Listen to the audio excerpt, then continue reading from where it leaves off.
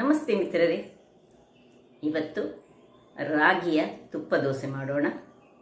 ಅದರೊಟ್ಟಿಗೆ ಈ ಪಂಪ್ಕಿನ್ ಅದರದ್ದು ಚಟ್ನಿ ಬಹಳ ರುಚಿಕರವಾಗಿರ್ತದೆ. ರಾಗಿ ನಿಮಗೆಲ್ಲ ಗೊತ್ತಿರೋ ಹಾಗೆ ಫಿಂಗರ್ ಮಿಲೆಟ್, ಇದು ದೇಹಕ್ಕಂತೂ ಬಹಳ ಉತ್ತಮ. ಅದರ ಬೆನಿಫಿಟ್ಸನ್ನು ನಾನು ನನ್ನ ಮೊದಲಿನ ವಿಡಿಯೋಗಳಲ್ಲಿ ಬಹಳ ಬಾರಿ ಹೇಳಿದ್ದೇನೆ. ಇವತ್ತು ಪಂಪ್ಕಿನ್ ಅಂತೂ ಮಕ್ಕಳ ಆರೋಗ್ಯಕ್ಕೆ ಬಹಳ ಉತ್ತಮ ಅಂತ ಹೇಳ್ಬೋದು. ಅವರ ಐಸೈಟಿಗಾಗಲಿ ಅಥವಾ ನಮಗೂ ಈ ಸ್ಕಿನ್ ಗ್ಲೋ ಯಾರಿಗೆ ಬೇಕಂತ ಇರ್ತದೆ ಅಂಥವರು ಹೆಚ್ಚಾಗಿ ಪಂಪ್ಕಿನ್ನಿಂದ ಮಾಡಿದಂಥ ವಸ್ತುಗಳನ್ನು ತೆಗೆದುಕೊಳ್ಬೇಕು. ಮತ್ತು 6 ತಿಂಗಳ ನಂತರ ಈ ಮಕ್ಕಳಿಗೆ ಈ ಯುರೋಪಿಯನ್ ಕಂಟ್ರೀಸ್ಗಳಲ್ಲೆಲ್ಲ ಅದರ ಪ್ಯೂರಿಯನ್ನು ಮಾಡಿಕೊಡ್ತಾರೆ. ಯಾಕೆಂದರೆ ಮಕ್ಕಳ ದೇಹ ಬಲಯುತವಾಗಿರ್ತದೆ, ಸ್ಕಿನ್ ಬಹಳ ಹೊಳಪಿನಿಂದ ಕೂಡಿರ್ತದೆ, ಅಲ್ಲದೆ ಐಸೈಟಿಗೆ ಬಹಳ ಉತ್ತಮ. ಹಾಗಿರುವಾಗ ಇವತ್ತು ನಾನು ಪಂಪ್ಕಿನ್ನ ಚಟ್ನಿ ಹಾಗೂ ಬಹಳ ರುಚಿಕರವಾದ ಈ ರಾಗಿಯ ತುಪ್ಪದ ದೋಸೆ ಮಾಡಿದ್ದೇನೆ. ಒಮ್ಮೆ ನೀವು ಮಾಡಿ ನೋಡಿ ಮತ್ತೆ ನೀವು ಹೇಳ್ತೀರಿ, ಅಷ್ಟು ರುಚಿಕರವಾಗಿರ್ತದೆ.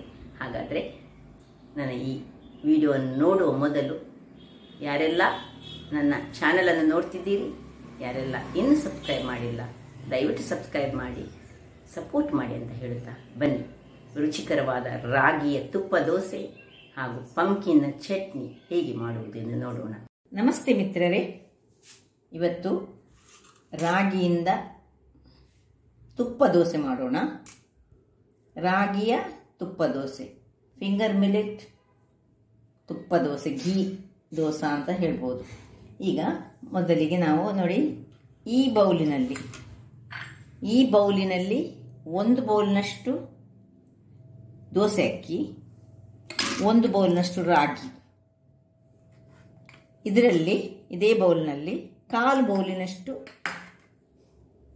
ಈ ಉದ್ದಿನ ಬೇಳೆ, ಯಾವುದು ನಾನು ಸ್ಪ್ಲಿಟೆಡ್ ಉರುದ್ ದಾಲ್ ಮತ್ತು ಚಿಲ್ಕ ಇದ್ದದ್ದು, ಅದರದ್ದು ಸಿಪ್ಪೆ ಇದ್ದದ್ದು, ಇದನ್ನು ನಾನು ಬೇರೆ ಬೇರೆಯಾಗಿ ಒಂದು 6 ಗಂಟೆಗಳ ಕಾಲ ಹೀಗೆ ನೆನೆಸಿಟ್ಟಿದ್ದೇನೆ. ಚೆನ್ನಾಗಿ ತೊಳೆದು ನೆನೆಸಿಟ್ಟುಕೊಂಡಿದ್ದೇನೆ. ನೋಡಿ, ಇದು ಉದ್ದಿನ ಬೇಳೆ, ಆದರೆ ಇದು ಅಕ್ಕಿ ಮತ್ತು ರಾಗಿ. ಈಗ ಮೊದಲಿಗೆ ನಾವು ಒಂದು ಮಿಕ್ಸಿ ಜಾರನ್ನು ತೆಗೆದುಕೊಂಡು, ಬೇರೆ ಏನಿಲ್ಲ ನೋಡಿ, ಈ ಉದ್ದಿನ ಬೇಳೆಯನ್ನು ಸುರಿಗೆ ನಾನು ಚೆನ್ನಾಗಿ ಗ್ರೈಂಡ್ ಮಾಡಿ ತರ್ತೇನೆ. ವೀಕ್ಷಕರೇ, ಇಲ್ಲಿ ನೋಡಿ, ಹೀಗೆ 3/4 ವರ್ಷ ಗ್ರೈಂಡ್ ಆಗುವಾಗ ಈಗ ಸ್ವಲ್ಪ ನೀರು ಹಾಕಿ ನಾನು ಗ್ರೈಂಡ್ ಮಾಡಿದ್ದೇನೆ. ಈಗ ಇದನ್ನು ರಾಗಿ ಮತ್ತು ಅಕ್ಕಿ ಇದನ್ನು ಇದರಲ್ಲಿ ಸೇರಿಸ್ಕೊಳ್ಳೋಣ. ಸೇರಿಸ್ಕೊಂಡು ಇದನ್ನು ಪುನಃ ಸ್ವಲ್ಪ ನೀರು ಹಾಕ್ಕೊಂಡು ಈಗ ನಾನು ಗ್ರೈಂಡ್ ಮಾಡಿ ತರ್ತೇನೆ.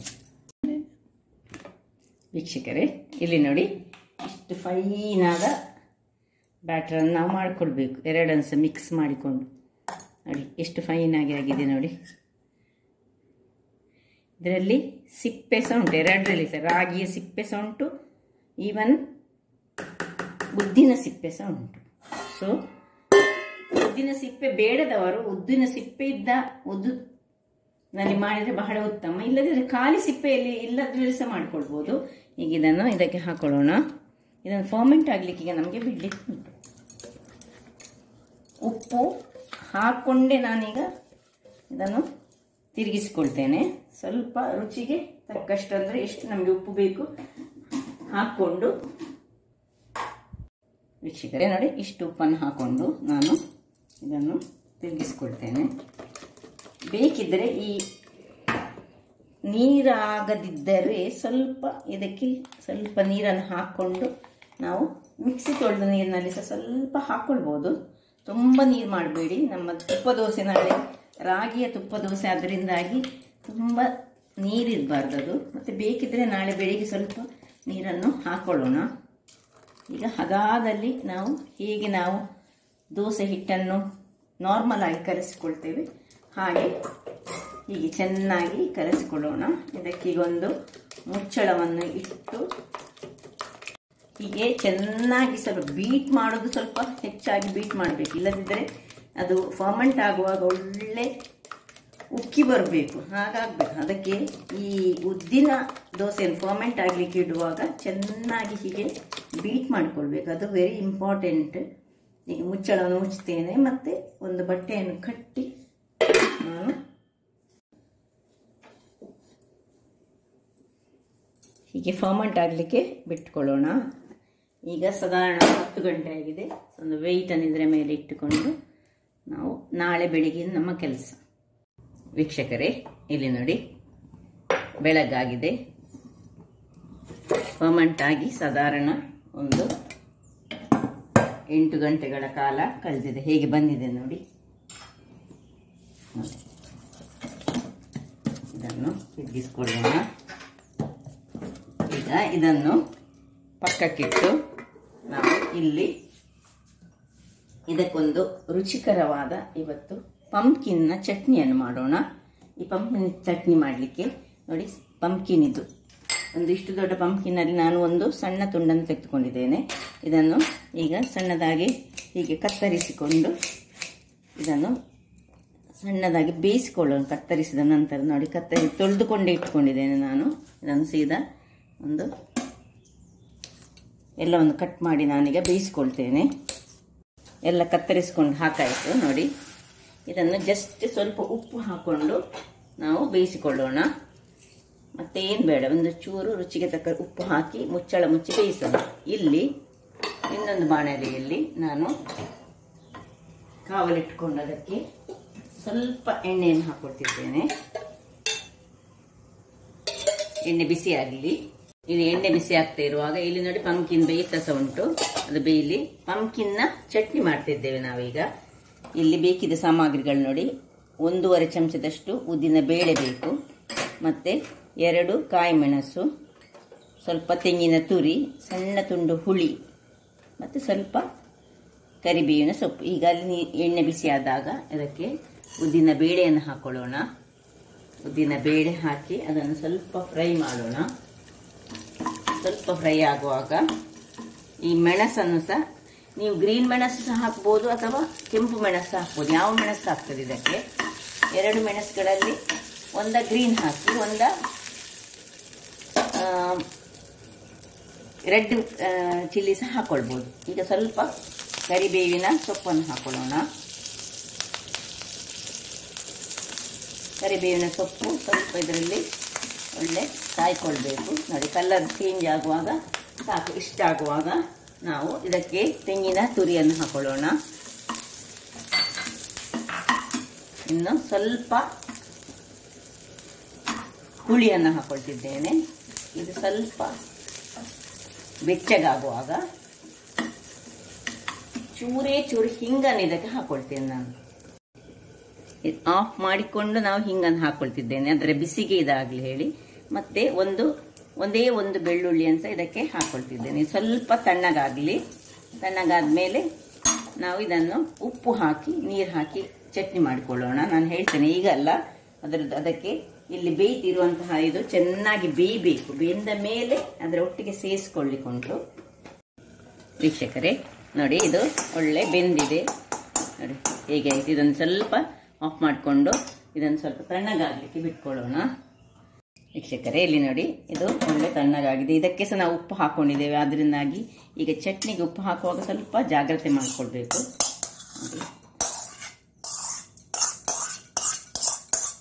ಈ ಒಂದು ಕೆಂಬುಡೆ ಅಂತ ನಾವೇನು ಕರಿತೇವೆ, ಇದು ಆರೋಗ್ಯಕ್ಕೆ ಬಹಳ ಉತ್ತಮ. ಯಾಕೆ ಏನು ಹೇಳಿದರೆ, ಎಲ್ಲ ವಿಟಮಿನ್ಸ್ ಉಂಟು, ಮಿನರಲ್ಸ್ ಉಂಟು, ಆಂಟಿ ಆಕ್ಸಿಡೆಂಟ್ಸ್ ಉಂಟು. ಕಣ್ಣಿನ ಆರೋಗ್ಯಕ್ಕಂತೂ ಬಹಳ ಉತ್ತಮ. ಅದರಿಂದಾಗಿ ಒಮ್ಮೊಮ್ಮೆ ಅಪರೂಪಕ್ಕೊಮ್ಮೆ ಅದನ್ನು ನಾವು ಹೀಗೆ ಚಟ್ನಿಯನ್ನು ಮಾಡಿ ಮಕ್ಕಳಿಗೆ ಕೊಟ್ಟರೆ ಬಹಳ ಒಳ್ಳೆಯದು. ಈ ಪಂಪ್ಕಿನ್ ಯುರೋಪಿಯನ್ ಕಂಟ್ರೀಸ್ಗಳಲ್ಲೆಲ್ಲ ಇದರದ್ದು ಬೇಯಿಸಿ ಅದರದ್ದು ಪ್ಯೂರಿ ಮಾಡಿ ಮಕ್ಕಳಿಗೆ ಚೆನ್ನಾಗಿ ಕೊಡ್ತಾರೆ. ಮಕ್ಕಳು ಒಳ್ಳೆ ಬುದ್ಧಿವಂತರು ಸಾಕ್ತಾರೆ. ಮತ್ತು ಸ್ಕಿನ್ನಿನ ಆರೋಗ್ಯಕ್ಕೆ ಸಹ ಇದು ಬಹಳ ಉತ್ತಮ. ನೋಡಿ, ಇದನ್ನೆಲ್ಲ ಹಾಕಿ ಸ್ವಲ್ಪ ನೀರು ಹಾಕ್ಕೊಳ್ತೇನೆ ಈಗ ನಾನು. ಮತ್ತೆ ಉಪ್ಪು ಚೆಕ್ ಮಾಡಿ ಉಪ್ಪು ಹಾಕೊಳ್ಳೋಣ. ಯಾಕೆ ಹೇಳಿದ್ರೆ ಪಂಪ್ಕಿನ್ ಬೇಯುವಾಗ ಸಹ ಉಪ್ಪು ಹಾಕ್ಕೊಂಡಿದ್ದೇನೆ ನಾನು. ಸ್ವಲ್ಪ ನೀರನ್ನು ಹಾಕಿ ಈಗ ಗ್ರೈಂಡ್ ಮಾಡಿ ತರ್ತೇನೆ. ವೀಕ್ಷಕರೇ, ಇಲ್ಲಿ ನೋಡಿ, ಚಟ್ನಿ ರೆಡಿಯಾಗಿದೆ. ಈಗ ಇಲ್ಲಿ ಅದಕ್ಕೊಂದು ಒಗ್ಗರಣೆಗೆ ನಾನು ಒಂದು ಬಾಣಲೆಯನ್ನು ಇಟ್ಕೊಂಡಿದ್ದೇನೆ. ಸ್ವಲ್ಪ ಹೆಚ್ಚು ಎಣ್ಣೆ ಬೇಡ, ಒಂದೇ ಸ್ಪೂನಿನಷ್ಟು ಎಣ್ಣೆ ಸಾಕು. ಎಣ್ಣೆಯನ್ನು ಹಾಕ್ಕೊಂಡು ಅದಕ್ಕೆ 2 ಜಜ್ಜಿಟ್ಟ ಬೆಳ್ಳುಳ್ಳಿಯನ್ನು ಹಾಕ್ಕೊಳ್ತಿದ್ದೇನೆ ನಾನು. ಇನ್ನು ಸ್ವಲ್ಪವೇ ಸ್ವಲ್ಪ, ಒಂದು ಚಮಚದಷ್ಟು, ಸಣ್ಣ ಚಮಚದಲ್ಲಿ 1 ಚಮಚದಷ್ಟು ಸಾಸಿವೆ, ಕರಿಬೇವಿನ ಸೊಪ್ಪು, ಬೇಕಿದ್ರೆ ಇಲ್ಲಿ ಒಂದು ಕೆಂಪು ಮೆಣಸನ್ನು ಹಾಕ್ಕೊಳ್ಬಹುದು.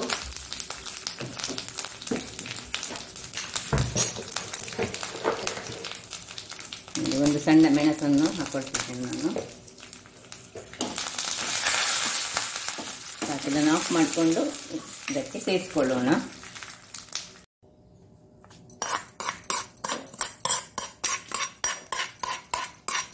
ಚಟ್ನಿ ಸಿದ್ಧವಾಗಿದೆ. ಈಗ ನಮ್ಮದು ರಾಗಿಯ ತುಪ್ಪದ ದೋಸೆಯನ್ನು ಮಾಡಲಿಕ್ಕೆ ಈಗ ನಾವು ಇದ್ದೇವೆ. ಇದು ಹಾಗೆ ಸೈಡಲ್ಲಿ ಇಟ್ಕೊಳ್ಳೋಣ.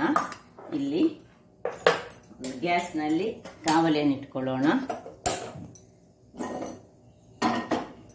ಕಾವಲಿ ಬಿಸಿಯಾಗಲಿ. ಓಕೆ ವೀಕ್ಷಕರೇ, ಕಾವಲಿ ಬಿಸಿಯಾಗಿದೆ. ಇಲ್ಲಿ ನೋಡಿ, ಇದಕ್ಕೆ ಏನಿಲ್ಲ, ನಿನ್ನೆ ಮಾಡಿಟ್ಟಂತಹ ನೋಡಿ ಕನ್ಸಿಸ್ಟೆನ್ಸಿ ಹೀಗೆ ಇರಬೇಕು.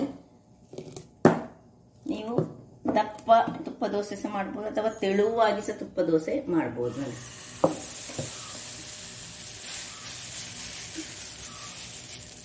ಸ್ವಲ್ಪ ಹೀಗೆ ಮಾಡಿಕೊಳ್ಳಿ, ತುಂಬ ದಪ್ಪದಲ್ಲಿ ಇಡಬೇಡಿ. ಹೀಗಾಗಿ ಈಗ ಇದಕ್ಕೊಂದು ಮುಚ್ಚಳವನ್ನು ಮುಚ್ಚಿಕೊಳ್ಳೋಣ. ವೀಕ್ಷಕರೇ ನೋಡಿ, 1 ನಿಮಿಷದ ಬಳಿಕ ಇದನ್ನು ತೆಗೆದು ಈಗ ಇದರ ಮೇಲೆ ತುಪ್ಪ, ಎಷ್ಟು ತುಪ್ಪ ನಿಮಗೆ ಬೇಕು ಅಷ್ಟು ತುಪ್ಪವನ್ನು ಹಾಕ್ಕೊಂಡು ತುಪ್ಪ ದೋಸೆಯನ್ನು ಮಾಡಿಕೊಳ್ಳೋದು.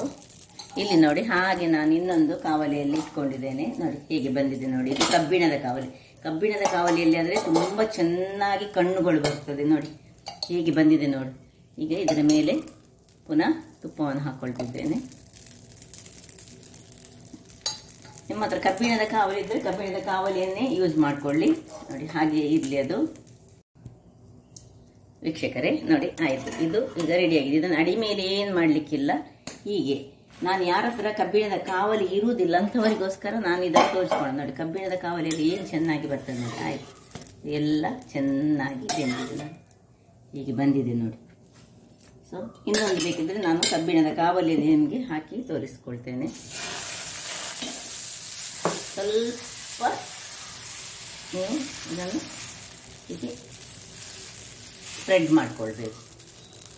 ಆಮೇಲೆ ಇಮಿಡಿಯೇಟ್ ಏನು ಹಾಕ್ಕೊಳ್ಳಿಕ್ಕಿಲ್ಲ. ಒಂಚೂರು ಮುಚ್ಚುವ ಮೊದಲು ಸಹ ಆ ಕಣ್ಣೆಲ್ಲ ಬಂದ ಮೇಲೆ ಸ್ವಲ್ಪ ತುಪ್ಪವನ್ನು ಅದರ ಮೇಲೆ ಹಾಕ್ಕೊಂಡು ಮತ್ತೆ ನಾವು ಮುಚ್ಚಿಕೊಳ್ಳೋಣ. ಸೊ ಈಗ ಒಂದು ಕಣ್ಣುಗಳು ಬರಲಿ. ನೋಡಿ ಹೇಗೆ ಬರ್ತದೆ ನೋಡಿ, ಕಣ್ಣುಗಳು ಬಹಳ ಚೆನ್ನಾಗಿ ಬರ್ತದೆ. ಇನ್ನು ಸ್ವಲ್ಪ ತುಪ್ಪವನ್ನು ಎಲ್ಲೆಲ್ಲ ಸ್ವಲ್ಪ ಡ್ರೈ ಆಯಿತು ಅಲ್ಲಿ ತುಪ್ಪವನ್ನು ಹಾಕ್ಕೊಂಡು, ಸೈಡ್ಸ್ಗೆ ಸಹ ತುಪ್ಪವನ್ನು ಹಾಕ್ಕೊಂಡು ತುಪ್ಪದ ದೋಸೆ, ರಾಗಿಯ ತುಪ್ಪ ದೋಸೆ ಈಗ ಮುಚ್ಚಿಕೊಂಡು 2 ನಿಮಿಷಗಳ ಕಾಲ ಬೇಯಿಸೋಣ. ವೀಕ್ಷಕರೇ ಇಲ್ಲಿ ನೋಡಿ, ಇನ್ನೊಂದು ದೋಸೆ ಸಹ ರೆಡಿಯಾಗಿದೆ. ಸೊ ಇದರ ಮೇಲೆ ಇನ್ನೂ ಸಹ ಬೇಕಿದೆ, ತುಪ್ಪ ದೋಸೆ ಅಲ್ಲ, ಅದರಿಂದಾಗಿ ಸ್ವಲ್ಪ ಇನ್ನೂ ಸಹ ತುಪ್ಪವನ್ನು ಹಾಕ್ಕೊಂಡು ಬಹಳ ಚೆನ್ನಾಗಿ ರುಚಿಯಾಗಿ ಬರ್ತದೆ. ಅದಕ್ಕಂತೂ ಈ ಒಂದು ಪಂಪ್ಕಿನ್ನ ಚಟ್ನಿ ಇನ್ನೂ ಸಹ ಸೂಪರ್. ನೋಡಿದ್ರಲ್ಲ, ಇಲ್ಲಿ ನೋಡಿ ಪಂಪ್ಕಿನ್ನ ಚಟ್ನಿ ಸಹ ರೆಡಿಯಾಗಿದೆ. ಪಂಪ್ಕಿನ್ನ ಚಟ್ನಿಯನ್ನು ಮುಳುಗಿಸಿಕೊಂಡು ತಿನ್ನಲಿಕ್ಕಂತೂ ಬಹಳ ಚೆನ್ನಾಗಿ ಬರ್ತದೆ. ನೋಡಿದ್ರಲ್ಲ ವೀಕ್ಷಕರೇ, ಸುಲಭ ರೀತಿಯಲ್ಲಿ ಒಂದು ಆರೋಗ್ಯಕರವಾದ ಚಟ್ನಿ ಸಹ, ಆರೋಗ್ಯಕರವಾದ ತುಪ್ಪದ ದೋಸೆ ಸಹ. ತುಪ್ಪ ದೋಸೆಗೆ ಇಲ್ಲಿ ನೀವು ಬೇಕಿದ್ರೆ ತುಪ್ಪ ಕೆಲವರಿಗೆ ಬೇಡ ಅಂತಿದ್ರೆ ತುಪ್ಪ ಬಿಡ್ಬೋದು. ಆದರೆ ಈ ರಾಗಿ ಮತ್ತು ಈ ಉದ್ದಿನ ಬೇಳೆಯನ್ನು, ಅದು ಸಿಪ್ಪೆ ಇರುವ ಉದ್ದಿನ ಬೇಳೆಯಿಂದ ಮಾಡಿದರೆ ಆರೋಗ್ಯಕ್ಕಂತೂ ಬಹಳ ಉತ್ತಮ. ಡಯಾಬಿಟಿಸ್ನವರಿಗಂತೂ ಹೇಳಿ ಮಾಡಿಸಿದಂಥದ್ದು ಎರಡು. ಇದಕ್ಕೆ ಬೇಕಿದ್ರೆ ಅವರು ಒಗ್ಗರಣೆ ಕೊಡದಿದ್ರೆ ಆಯಿತು, ತುಪ್ಪ ಎಣ್ಣೆ ಕೆಲವರು ಕಡಿಮೆ ಮಾಡ್ತಾರೆ ಅಂಥವರಿಗೆ ಇಲ್ಲಿ ಒಗ್ಗರಣೆ ಕೊಡದಿದ್ರೆ ಆಯಿತು, ಇಲ್ಲಿ ಸ್ವಲ್ಪ ತುಪ್ಪ ಹಾಕೊಂಡು ಮಾಡಿದರೆ ಆಯಿತು. ಹಾಗಾದರೆ ನನ್ನ ಈ ಕುಕಿಂಗ್ ಚಾನಲ್ ನಿಮಗೆ ಇಷ್ಟ ಆದರೆ ಬೋಳೂರು ಸುವರ್ಣ ಚಾನಲನ್ನು ಲೈಕ್ ಮಾಡಿ, ಶೇರ್ ಮಾಡಿ ಹಾಗೂ ಸಬ್ಸ್ಕ್ರೈಬ್ ಮಾಡಿ ಹಾಗೂ ನನ್ನ ಇನ್ಸ್ಟಾಗ್ರಾಮ್ ಪೇಜನ್ನು ಫಾಲೋ ಮಾಡಿ. ಧನ್ಯವಾದಗಳು.